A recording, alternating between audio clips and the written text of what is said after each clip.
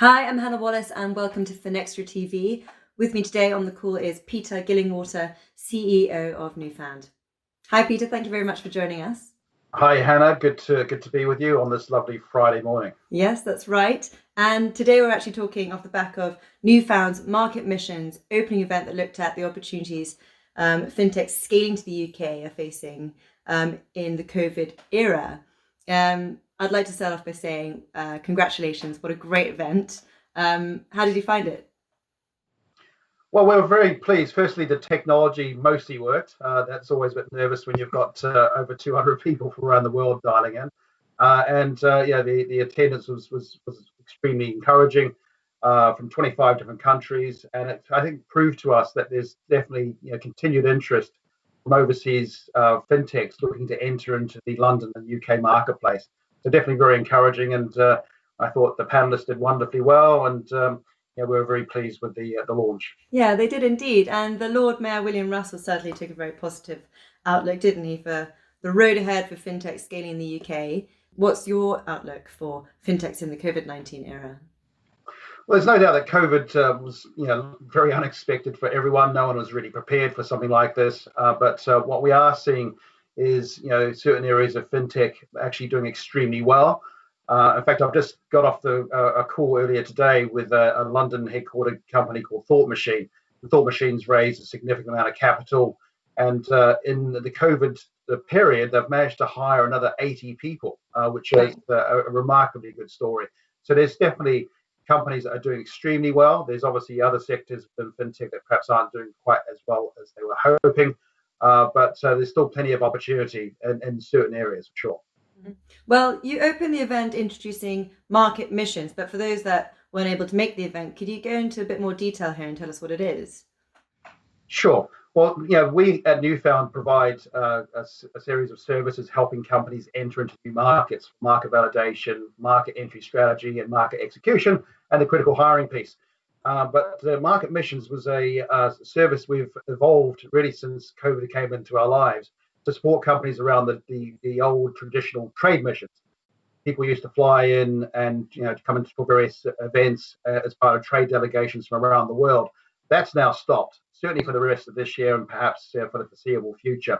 And so we've put together Market Missions, which is an intensive sort of 10-day program for overseas companies that want to get a really good insight to the London fintech ecosystem. So it's been well designed. We've got a lot of capable individuals delivering the program. In fact, around 50 people are involved in the delivery of the program. And the companies that are part of the Market Missions program itself, at the end of that, they come away with a significant insights to the UK marketplace, the London fintech scene, and in all probability, some good commercial traction as well. Because that's the way we've designed it with a sort of sales emphasis that companies can begin the sales process and start thinking about revenues. Mm-hmm. It's a brilliant mission and something we really need, especially taking into account the disruption caused by COVID. And one topic you also covered was international markets. So let's talk about that. What do you think, and which do you think show the most interest in establishing and expanding operations across the UK? Well, I think we probably need to sort of look at the traditional high growth markets as being more likely to continue. So North America, we're seeing a lot of interest, particularly from Canadian fintechs out of Toronto. We're actually working with several at the moment. The east coast of the US, there's plenty of activity still happening there. The organisations we're working with in Australia and New Zealand, there's definitely interest up here without question. And in fact, closer to home, the European fintech scene is still pretty buoyant.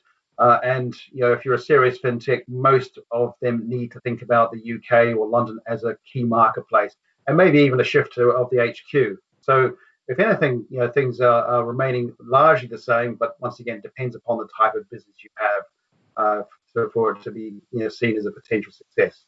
Sure, because I think there were some things that fintechs were doing wrong even before the pandemic.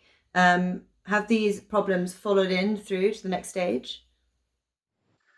Well, I think companies perhaps that hadn't done their homework enough. I think we've seen time and time again companies come into the UK marketplace on presumptions and thinking that they already knew what was happening here, And quite frankly, that's why companies tend to fail in overseas expansion, because they haven't done the validation sufficiently, haven't looked at the competitive landscape, haven't even looked at the regulatory landscape that pertains to their business. And so, that I think, has been an underlying issue for many years for companies coming into the UK. At the moment, we are seeing companies having more time to do their homework, but ultimately they need to be able to access the right networks. And this is where Newfound comes in. We're a very good connector into the marketplace. All right. And I want to talk a bit about the panel during the event that was on what support is available for fintechs looking to scale in the UK. Again, for those that missed it, can you tell us what was highlighted? And let's go into a bit more detail there. Sure. Well, I mean, firstly, the sessions videos are available via our website, but the key takeaways for me is, of course, the London ecosystem, the UK ecosystem is incredibly vibrant and incredibly supportive. Innovate Finance, springs to mind. Tech Nation, London Partners. We work very closely with the team down there. So there's lots of support and individuals that are prepared to give time and energy to help companies come into the UK. It's just, once again, making sure you get the right type of support and understanding, of course, the nuances that exist here. It's not a simple ecosystem. It's incredibly complicated in terms of the layers of decision making, the various levels of influencing, funding, etc. So there's a lot to take in, and I think, once again, there's also a lot you can get out of the ecosystem here. I think what's interesting is that this isn't the first financial crisis we've seen, is it? We had 2008 and the crash then, and there have been some comparisons made between the two. How do you think the public trust in financial services has been affected in the UK and globally this time? And maybe you could run us through the Edelman Trust Barometer findings that were revealed during the event as well. Well, to me, that was one of the highlights of the session. Edelman have obviously gone away and done a lot of measurement around public trust in financial services, and in a way, it was a little eye-opening in the sense that consumers have placed a lot of trust in the banks. I mean, the last financial crisis, I think one can argue the banks were at fault in a number of activities they undertook. Of course, they've rebuilt their balance sheets and they've done a lot to improve their behaviours and their ways of supporting consumers. But I think, working in tandem with the UK government, particularly around the various financial schemes that have been made available to companies and individuals, the banking sector has stepped up largely. They've done a very good job in supporting, the crisis that we're going through. And that's been followed through by the research that Edelman's come up with, that public trust is incredibly positive at the moment. And I suppose, can it go much higher? Hopefully, but also it's a warning for the banks to continue doing what they're doing and doing it well, because customer trust can suddenly change overnight. So to summarise then, what can we expect from the fintech market on the horizon? It's a good question, Hannah. I mean, I think there's no doubt, with London being the epicenter of fintech, that's not going to change anytime soon. And therefore, if you're an overseas fintech, you've got to be here. You've got to have a presence, and you've got to understand, obviously, how to do that. So we're very optimistic about the future. It's going to be challenging. There's going to be things that companies have to think differently about. They have to do their homework better, but ultimately, there's a lot of opportunity. And I want to end on asking you what we can expect from the next event in the programme and the year ahead. So Market Missions is launching formally in September. We have two programs, one for the Australian and broader APAC marketplace, launching on September the 7th.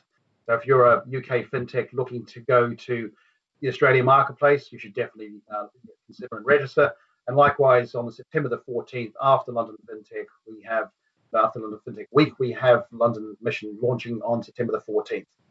And from then, we'll be launching other programs and announcing more in the very near future. Brilliant. Well, I can't wait for the event in September and looking forward to carrying on these conversations. But for now, Peter, we'll leave it there. Thanks so much for joining us on the call today. Thank you, Hannah. Really appreciate it.